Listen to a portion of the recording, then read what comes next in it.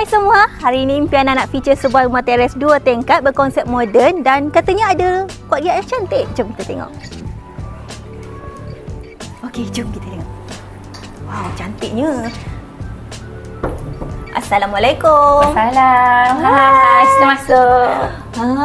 Cantiklah rumah. Terima kasih. Cikgu, berapa keluasan rumah ni? Okey, keluasan rumah ni ada 2000 kaki persegi. So dalam 22 kali 75 kaki lah. Ini ada merupakan ruang tamu, di mana ruang tamu ni ada tempat kami keluarga, suami dan seanak dan saya bersantai-santai sambil tengok TV lah. Okey, untuk pengetahuan semua, kabinet TV ni adalah memang reka bentuk yang saya idaman lah orang kata. Ya. Memang jadi idaman lah. Memang jadi idaman. Saya ada tengok di dalam IG dan Facebook dan saya ambil gambar dan saya tunjuk kepada pihak Zamada lah, yang syarikat yang buat rumah ni lah. Sebelum saya terlupa, saya sememangnya meminati dan berminat dengan fluted panel ni. Ini adalah warna gelap, warna hitam. Saya memang kombinasi warna hitam dan warna putih memang kesukaan saya. Dan tema dan rumah ni pun kebanyakan warna putih dan warna hitam, warna-warna neutral. Jom saya bawa ke ruang makan. Okey, ini ada merupakan ruang makan untuk keluarga saya, di mana keluarga saya adalah keluarga yang kecil, iaitu saya mempunyai seorang anak saja. Di sini kami makan tengah hari, makan malam semualah. Dan di sini juga dihias dengan pokok dan batu-batu. Dan selain pada itu juga saya nak tunjukkan di taman.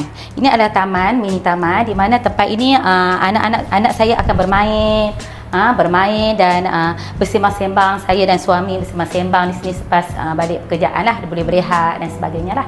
Jom kita tengok ruang dapur basah dan dapur kering. Okey, ini adalah ruang dapur kering. Okey, di mana ruang dapur kering ni saya ada buat kabinet. Ini adalah kabinet yang merupakan dalam ni ada merupakan stok makanan lah.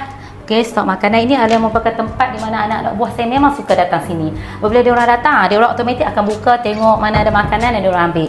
Okey, ini pula ada merupakan kerusi rotan. Ini memang saya minat dan ini adalah merupakan salah satu elemen dalam konsep moden yang mana boleh menitik beratkan kesederhanaan dan minimalis lah. Dan ini pula adalah kabinet juga, sebabnya saya memang tidak gemar untuk nak letak barang-barang macam periuk nasi ataupun apa-apa atas ni. Just saya hanya ada pokok saja, yang lain semua saya akan masukkan dalam kabinet-kabinet yang saya buat lah. Kalau tengok memang ada full height kabinet semua kabinet tinggi sampai atas cili. Betul, kabinet daripada atas.